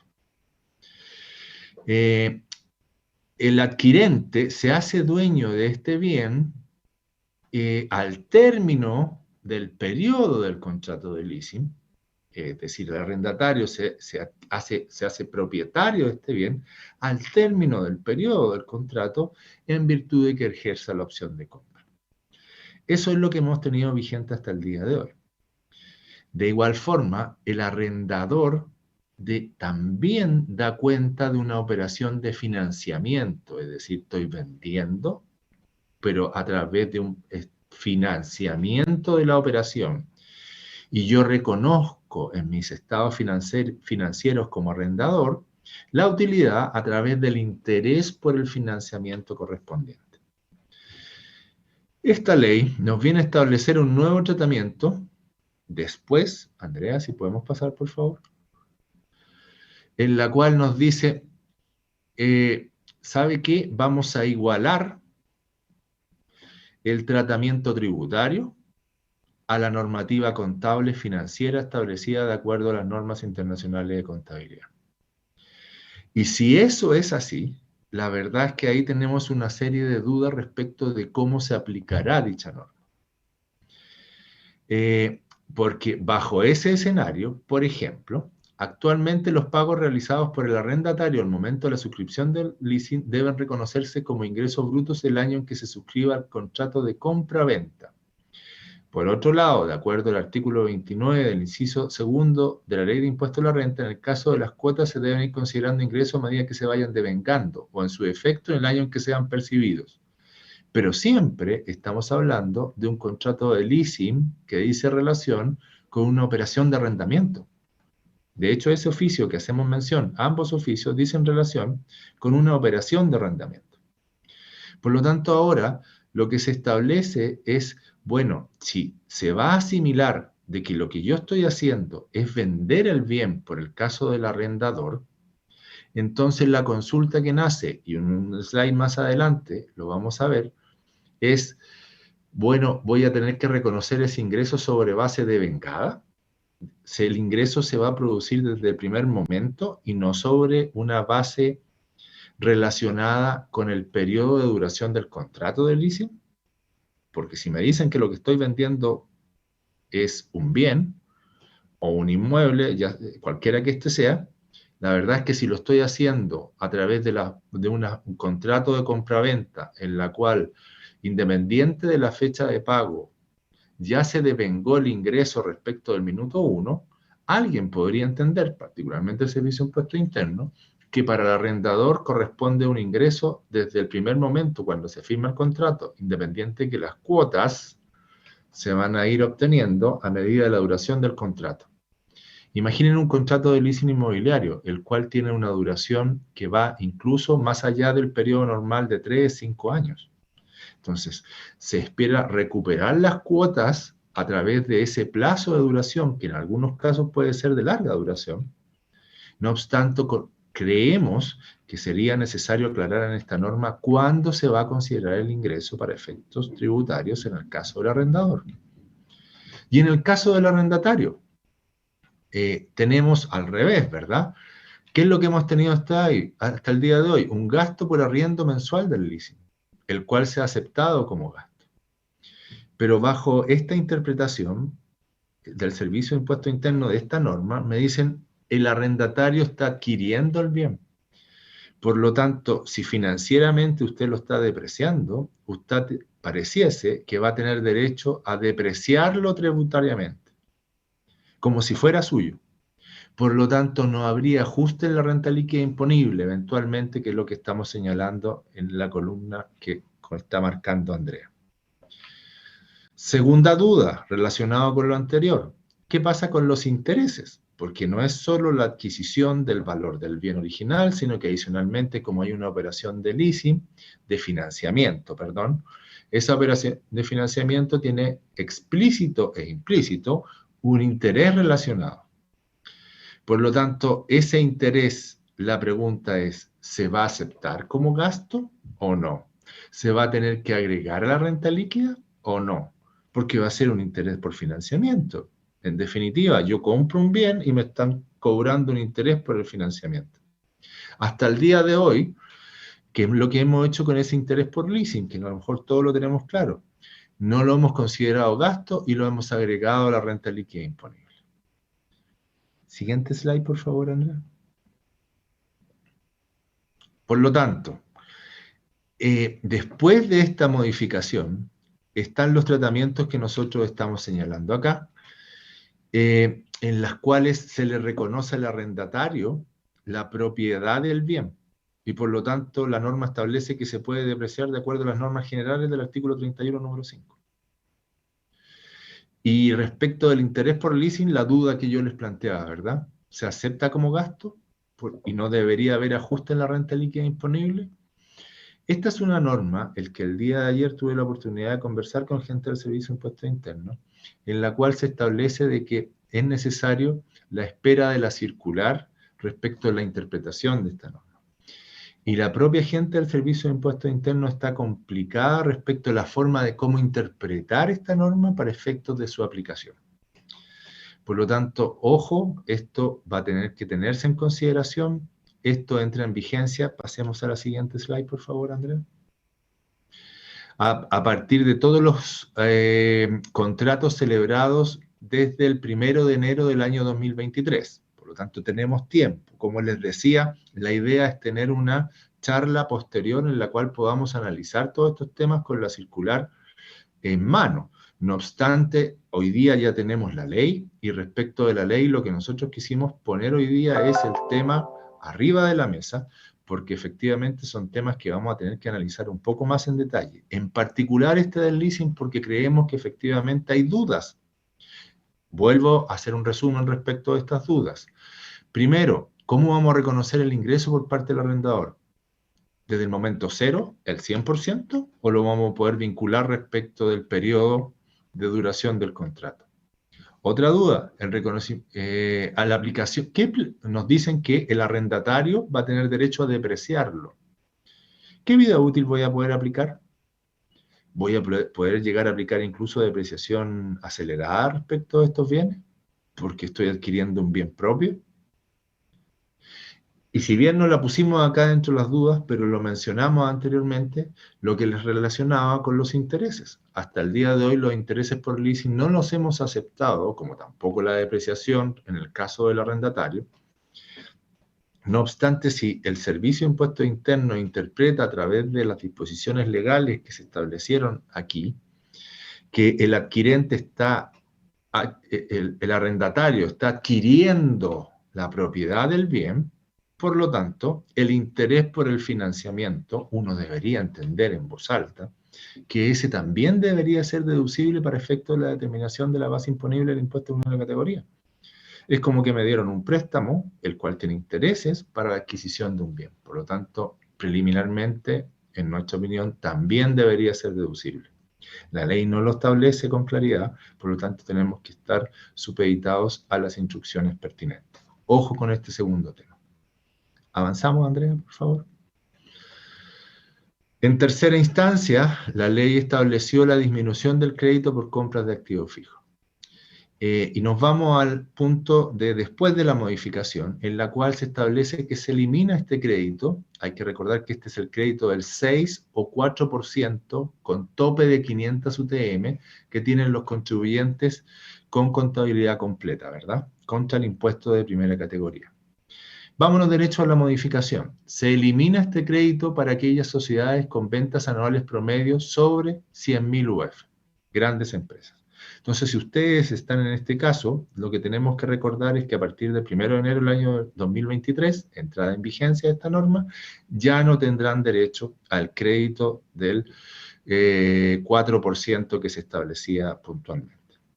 Es decir, este crédito va a seguir solo existiendo para aquellas empresas que no superan este tope de las 100.000 UF y va a corresponder al 6% del valor de los bienes físicos del activo inmovilizado. Se elimina el 4% que estaba vigente para aquellas empresas que superaban las 100.000 UF. Entonces, ojo, para ustedes, si sus empresas superan las 100.000 UF, este crédito se elimina derechamente a partir del 1 de enero del año 2023. ¿Seguimos? Una norma no menor y que dice relación con la afectación con IVA a las prestaciones de servicios, ¿verdad? De esto ya hemos escuchado algo, bastante. Hay que recordar que antes de la modificación, es decir, antes de la modificación de ahora, de febrero del año 2022, nosotros, ¿qué tenemos en la ley del IVA? Tenemos que el artículo 2, número 2 de la ley de impuesto a la renta, ahí hay un pequeño error, es la ley de impuesto al valor agregado, ahí lo vamos a modificar, perdón. Señala que se entiende por servicio la acción o prestación que una persona realiza para otra y por la cual percibe un interés, prima o comisión o cualquier otra forma de remuneración, siempre que provenga de las actividades comprendidas en el número 3 y 4 de la ley de impuesto a la renta. Es decir, la ley de IVA me ha grabado todas aquellas actividades por las cuales yo percibo un interés, prima o remuneración, pero siempre y cuando provengan del número 3 y 4, del número 20 de la ley de impuesto a la renta, ¿verdad? Y así nos hemos encontrado históricamente que en algunos casos, como por ejemplo asesorías de ingeniería, estudios de ingeniería, los cuales el Servicio de Impuestos Internos ha calificado que se encuentran dentro del artículo 20, número 5 de la ley de impuesto a la renta, no estaban grabados con la ley del IVA y precisamente porque no cumplían el requisito de estar dentro del número 3 y 4, ¿verdad? Por lo tanto, eso es lo que nos hemos encontrado hasta el día de hoy. Ahí pusimos algunos ejemplos de este número 20 y número 5, como servicios profesionales, asesorías técnicas, consultoría, etc. ¿Y qué sucede ahora? Posterior a esta modificación, se elimina la referencia en el número 2, nuevamente, de la Ley de Impuestos al Valor Agregado, en la cual se hacía referencia al número 3 y 4 de la Ley de Impuestos a la Renta. Se elimina. Ya no es requisito que los servicios tengan que estar calificados en el 3 y 4 de la Ley de Impuestos a la Renta. Por lo tanto, eso sucedió en los hechos jurídicos. Esa es la eliminación que se produce en la norma. Por lo tanto, la regla general será que todos los servicios se encuentran afectos con IVA, salvo que se encuentren expresamente exentos. Por ejemplo, nosotros, que hasta el día de hoy, cierto tipo de servicios estaban no gravados con IVA, nosotros a partir de la fecha de vigencia de esta norma nos vamos a encontrar de que vamos a tener que emitir facturas con el IVA correspondiente. Un ejemplo que lo estamos viviendo nosotros en este momento.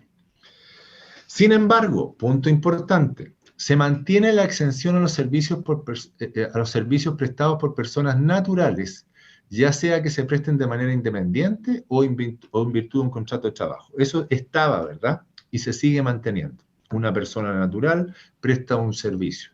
Y la verdad es que la exención de IVA corresponde, independiente del servicio, a la persona natural que lo está prestando. Adicionalmente, se incorpora expresamente que los servicios de salud se encuentran exentos de IVA, excluyendo los servicios de laboratorio. Cabe señalar que la ley mantiene las exenciones de IVA que existen actualmente a diversos servicios calificados como meritorios. Por ejemplo, educación, eso se sigue manteniendo, la exención correspondiente.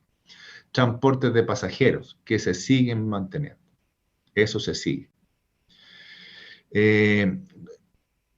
Entonces, importante, vamos a tener que gravar con IVA, en términos generales, el 100% de los servicios prestados. Y cuando queramos no gravarlos, nosotros tenemos que buscar en nuestra mente qué es lo que está exento, si es que hay alguna disposición, como los ejemplos que acabamos de manifestar acá, que permiten de que ese servicio esté exento de IVA. De lo contrario, nuestro servicio, que a lo mejor eventualmente hoy día lo estamos no grabando con impuesto al valor agregado, sí se va a encontrar afecto a dicha disposición tributaria, afecto a IVA. Adicionalmente, y finalmente, respecto a este punto, se produce una modificación en el hecho grabado de los servicios, y dado que la territorialidad de los servicios abarca no solo los servicios prestados en Chile, sino que también los servicios utilizados en Chile, ojo aquí, porque tienen que analizar el cumplimiento de la obligación tributaria respecto de contribuyentes que están en el extranjero, pero que le prestan servicios a contribuyentes chilenos y por lo tanto dicho servicio está utilizado en Chile. Bajo ese concepto, lo que se tiene que analizar es si ese servicio independiente que fue prestado por un contribuyente en el extranjero podría estar gravado con impuestos al valor agregado. Y ahí se tendrán que ir a las normas que establece la ley. Y en términos generales, es si dicho servicio se encuentra gravado con impuesto adicional, no se va a encontrar gravado con IVA. Es decir, se aplica el impuesto adicional y no el impuesto al valor agregado.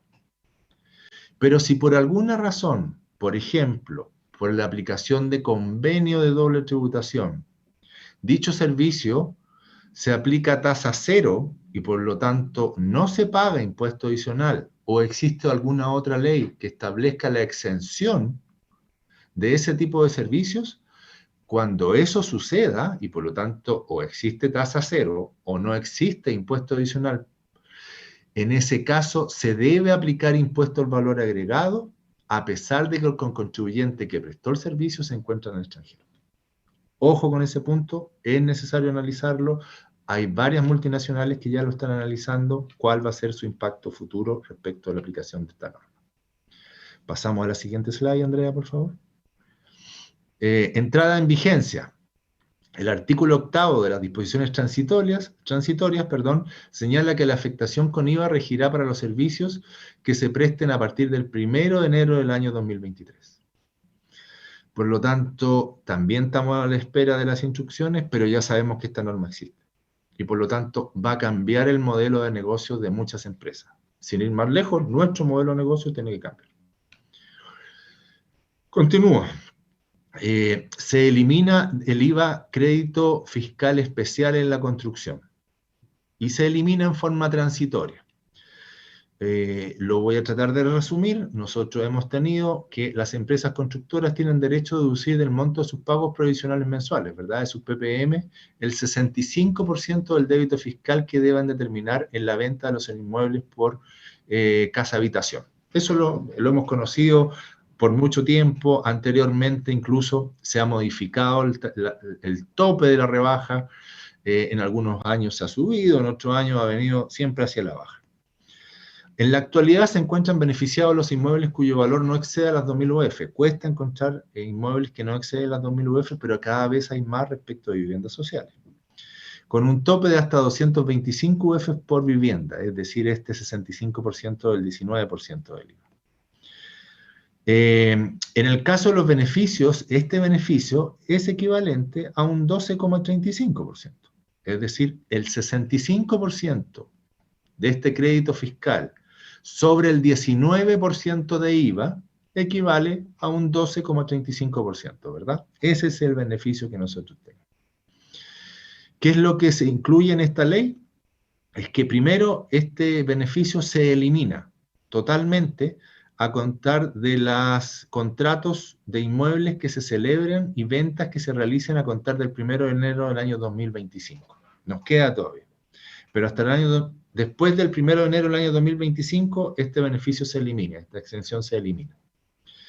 Y en forma transitoria se reduce a la mitad, es decir, del 65 se reduce al 32,5, y por lo tanto la aplicación real es que un 32,5 del 19% de IVA significa que voy a tener derecho a un 6,17,5%, eso en términos específicos.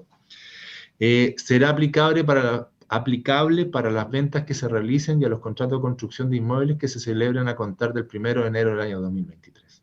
Entonces, en el IVA, crédito fiscal especial de la construcción del 65%, dentro del periodo entre el 1 de enero del año 2023 y el año 2025, se reduce a la mitad, eliminándose definitivamente en el año 2025. Aumento de sobretasa de impuesto territorial. Por eso les decía, esta ley de la PGU no solo dice relación con la eliminación de exenciones, sino que también con el incremento o la incorporación de nuevos tributos. En este caso estamos con el incremento. Hasta antes la ley que estamos discutiendo el día de hoy, de fecha febrero, la ley de modernización, la 21.210, la antigua, ya había incorporado una sobretasa del impuesto territorial a las contribuciones, el cual se aplica a los contribuyentes que tengan propiedades cuyos avalúos fiscales en total excedan 670 unidades tributarias anuales, que anda alrededor de los 400 millones de pesos. Y ahí estaba la sobretasa que tenemos vigente de un 0,075% al 0,27,5%. ¿Qué es lo que se incorpora? Cada vez que hablamos después de las modificaciones, ¿qué es lo que se incorpora con este texto legal aprobado en febrero? Con esta ley, dice proyecto de ley, hay que modificarlo, es ley, se viene a modificar el porcentaje de tasa que aplica para el tramo superior del avalúo fiscal. Por lo tanto, los bienes inmuebles con un avalúo superior a los 900 millones de pesos cambiarán su tasa actual pasando del 0,27,5, que es el que teníamos como tope arriba, y la verdad es que se duplica a un 0,42,5. Entonces, respecto de los inmuebles fiscales, de los inmuebles que tengan un avalúo fiscal superior a los 900 millones de pesos, y que de estos hay muchos, hay que considerar que a partir del 1 de enero del año 2023, la tasa de contribución, impuesto territorial, va a subir al doble. Entonces, considérenlo para sus budgets porque esto va a subir al doble. Continuamos, Andrea, por favor. Se establece, y apriete nomás para que veamos el tiro después de la modificación para poder... Se establece una sobretasa a los bienes de lujo. Y veamos a qué se refiere. Con este proyecto de ley, vuelvo a reiterar, ya es ley, se crea un nuevo impuesto de tasa del 2% sobre el avalúo fiscal de los bienes de lujo. Y se establece, a modo de ejemplo, ¿qué son los bienes de lujo? Los bienes de lujo son helicópteros de uso privado. No tengo. Aviones de uso privado. No tengo. Yates de uso privado. Tengo un bote de goma para unir. Y automóviles cuyo valor de tasación no sea mayor o igual a 40 millones de pesos. La verdad es que a 62 UTA. Las referencias son como 40 millones y un poquito más de pesos. Y de esos 40 autos, si ustedes ven en la calle autos que su avalúo puede ser superior a los 40 millones de pesos, en ciertos barrios hay hartos de eso. Yo tampoco tengo de eso por si acaso. Bueno, se establece que para ese tipo de bienes se establece un impuesto al lujo, con una tasa del 2% en forma anual. Este impuesto se establece que no afectará a aquellos bienes de propiedad de una empresa que desarrollen actividades productivas que están establecidos en el número 1, 3, 4 y 5 del artículo 20 de la Ley de Impuesto a la Renta. Pero yo debería entender que siempre y cuando efectivamente se relacionen con el giro de la productividad de la empresa. No me bastaría con incorporar, por ejemplo, el avión de uso privado a un giro de la empresa y dejándolo en la empresa salvarme de este 2%, porque sigue siendo de uso privado. Yo debo entender que esto no se afectará, como dice el segundo párrafo, pero respecto a aquellos bienes que efectivamente se utilizan para el giro de la empresa y la obtención de ingresos de la empresa. ¿Cuándo entra en vigencia? Ojo con esto. Antes que eso, este tributo se devengará anualmente el 1 de enero, considerando los bienes de propiedad del contribuyente al 31 de diciembre del año anterior. Y se pagará durante el mes de abril. Por lo tanto, esto entra en vigencia primer día del mes subsiguiente a la fecha de publicación en el Diario Oficial. Y esto fue publicado en febrero. Por lo tanto, ya está vigente. Entonces, uno debería entender que para este abril ya debería ser aplicable este tributo. Lo que pasa es que en la operatoria no tengo ninguna resolución donde se identifiquen los bienes que me establece como requisito la ley, que estaban vigentes al 31 de diciembre del año anterior. Por lo tanto, nosotros creemos que para este abril no va a ser aplicable este impuesto, porque en la operatoria, el Servicio de Impuestos Internos aún no dispone de la información para poder aplicarlo como tal. No obstante, creemos que a partir del próximo año, sin lugar a dudas, esto ya va a ser aplicable. Y finalmente, nos queremos detener en dos oficios y que dicen relación con el proceso de operación renta de este periodo. El primero es el oficio 619, fíjense la fecha, del 28 del 2 del 2022. Estábamos todos de vacaciones, ¿verdad? Por lo menos yo no, pero la mayoría sí. Y dice relación con el tratamiento tributario del pasivo relacionado con deudas no pagadas con empresas vinculadas del extranjero. Nosotros hemos establecido, de acuerdo a las últimas modificaciones legales, que ya tienen sus años, ¿verdad?, que cuando yo tengo un gasto en mi estado financiero, el cual aún no ha sido pagado, por lo tanto existe un pasivo en mi estado financiero, y ese pasivo corresponde a un servicio que me prestó una empresa relacionada del extranjero, nosotros hemos dicho que eso, de acuerdo a las disposiciones de la ley, solo se deduce en el momento en que se paga dicho pasivo, en el año en que eso se produzca, y por lo tanto, si nosotros al 31 de diciembre de un año no lo hemos pagado, lo tenemos que agregar a la renta líquida imponible. Espero que todos me están siguiendo.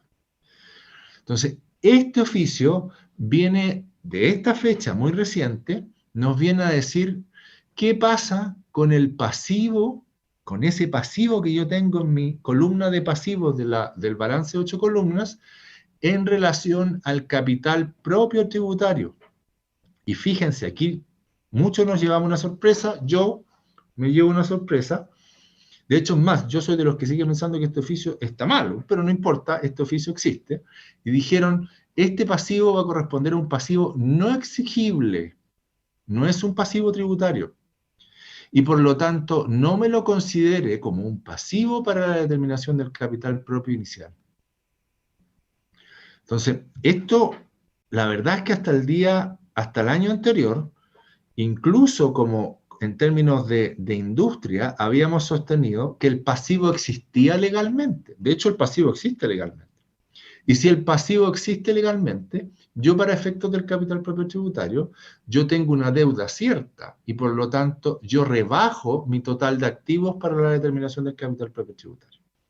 Bueno, alguien preguntó y el Servicio de Impuestos Internos ante la pregunta vino a responder y vino a decir, entonces no me lo considere pasivo. Por lo tanto, no me lo considere como una disminución del capital propio tributario. Ojo, que eso tiene una consecuencia. Si el pasivo está sujeto a reajustabilidad, que es lo más probable, por ejemplo, a reajustabilidad dólar, esa reajustabilidad del dólar, si el pasivo no existe, yo debo entender que tampoco la reajustabilidad la puedo descontar para efectos tributarios.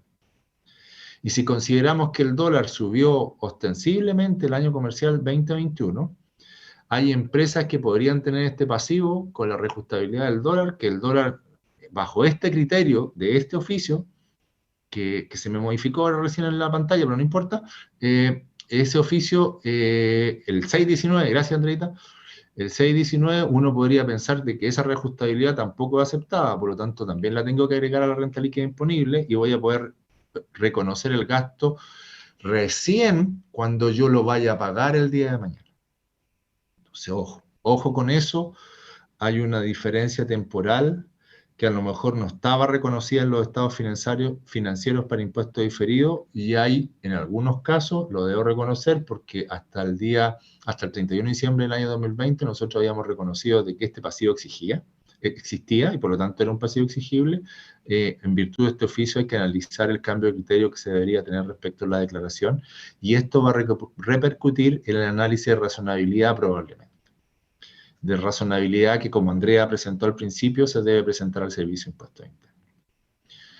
Ahora sí, Andreita. Y finalmente, quisimos incluir en este tema de operación renta, este oficio 2762 del 13 de octubre del año 2021. ¿Y con qué dice relación? ¿Y por qué lo quisimos incluir?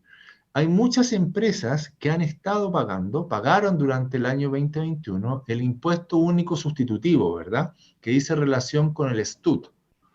De hecho, que es lo que nosotros llamamos el ISFUT, ¿verdad?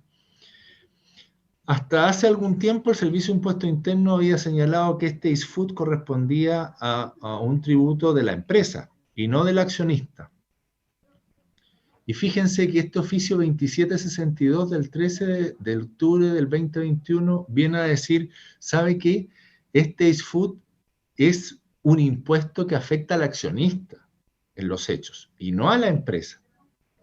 Y fíjense en lo que señaló este oficio, y ustedes lo pueden, por eso lo señalamos acá, porque ustedes lo pueden leer en su totalidad, pero nosotros aquí quisimos incorporar esta parte que nos parece aplicable para efectos de la declaración del proceso de operación renta. Dice, sin embargo, es conveniente aclarar que para efectos de informar al Servicio de Impuestos Internos el monto del dividendo distribuido, es decir, se pone en el caso de la consulta, yo pagué el ISFUT durante el 2021 o el 2020 y ahora el 2021 tengo un dividendo que imputo a este ISFUT y que, como bien sabemos, es ingreso no renta, es REX, porque esa es la gracia del ISFUT.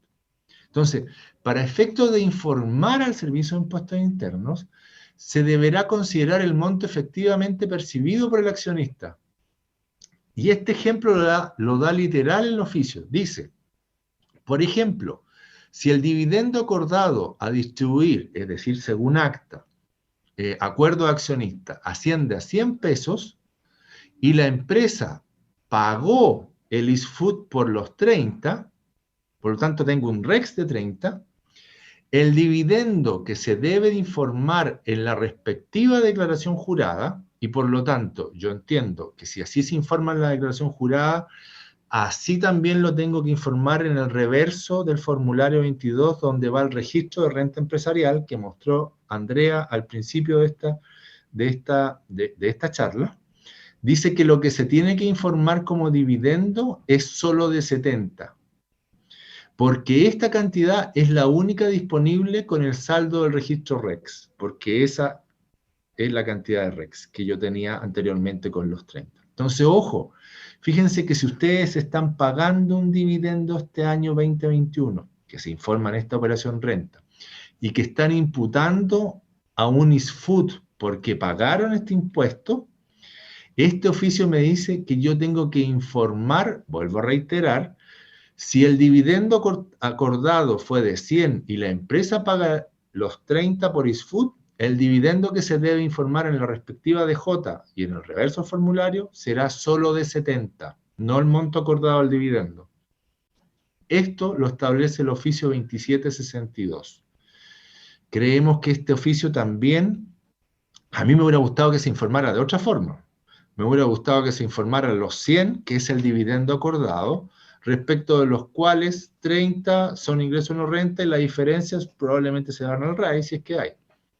Pero no, el Servicio de Impuestos Internos me dijo, infórmeme como dividendo solamente la diferencia entre el dividendo acordado menos el ISFUT que usted pagó. El ISFUT no es el REX, el ISFUT es el impuesto que usted pagó. Entonces, en los hechos, el Servicio de Impuestos Internos está diciendo, ok, el dividendo total es lo que usted me está informando como dividendo, en este caso los 70, más el impuesto único sustitutivo de los 30. Ese es el dividendo total. Yo hubiera preferido que se informara de otra forma, pero en los hechos, este oficio 2762 de octubre del 2021 me dice que este es el criterio de informar a través de la DJ, y yo debo entender que esa DJ tiene que estar cuadrada con el reverso del formulario 22, este tipo de situaciones en la cual yo estoy imputando un dividendo pagado en el año 2021 a este impuesto único sustitutivo. Por lo tanto, ojo con este oficio, que también lo quisimos incorporar dentro del proceso de operación renta. ¿Andrea? Ahí. Ahí sí. Ahí sí. Bueno, ahora estamos los dos, para redondear, hemos querido incorporar, como les decía, en estos dos últimos oficios, situaciones como excepcionales que dicen relación con el proceso de operación renta, que por favor ténganlo en cuenta, porque independiente de estar de acuerdo o no, yo no estoy de acuerdo en ninguno de los dos, pero da lo mismo en mi opinión, es lo que el Servicio de Impuestos Internos ha señalado, y son muy recientes, el de los pasivos con empresas relacionadas de ahora de febrero, y lo tenemos que considerar para efectos de la declaración de impuesto a la renta. Junto con despedirme y darle las gracias a Andrea, les quiero pedir en nombre del Diario Financiero que efectivamente se les envíe una encuesta para ver y recordarles y ver la disponibilidad de su respuesta para ver si a nosotros les interesa que podamos volver a unas charlas presenciales, que a mí me encantaría decir verdad, pero dependemos un poco de la respuesta de ustedes. Entonces, por favor, recuerden esta encuesta que está realizando la administración del diario para efectos de que podamos saber cuál es su intención. Por mi parte, espero verlos los próximos 11 meses que nos quedan. Bueno, no son 11, así ya vamos en abril, pero en las próximas charlas que quedan, hasta diciembre, junto a Andrea y los demás relatores que estaremos participando durante este periodo, esperamos entregarles la mayor cantidad de información emanada del Servicio de Impuestos Internos y la mayor actualización de información que ustedes puedan tener respecto de la autoridad fiscal. Por mi parte me despido, Andrea. Muchas gracias y bueno, nos vemos en la próxima comunidad tributaria. Que tengan un excelente día. Nos vemos. Muchas gracias. Hasta luego. Si te hace clic obtener mejor información de los negocios, haz clic en dfsud.com. Porque detrás del éxito siempre hay personas informadas que entienden dónde están para elegir por dónde ir. dfsud.com, tu nuevo medio online con todas las noticias de los negocios que mueven América. Reportajes, entrevistas, podcast, videos, newsletter y mucho más. Conoce en dfsud.com, tu lugar en América y sus negocios. Somos una red de profesionales con más de 100 años en Chile. Somos la suma del talento de miles de colaboradores en el mundo. Día a día construimos una ruta de valor, cimentada en la excelencia y centrada en las personas, generando confianza para hoy y mañana. Nos hacemos cargo de los grandes desafíos que se están produciendo en el mundo. Creemos en la palabra equipo, porque solo un trabajo colaborativo convierte los sueños en proyectos y los proyectos en realidad. ¿Estás listo para marcar una diferencia y crear valor para un mundo distinto? Nosotros sí.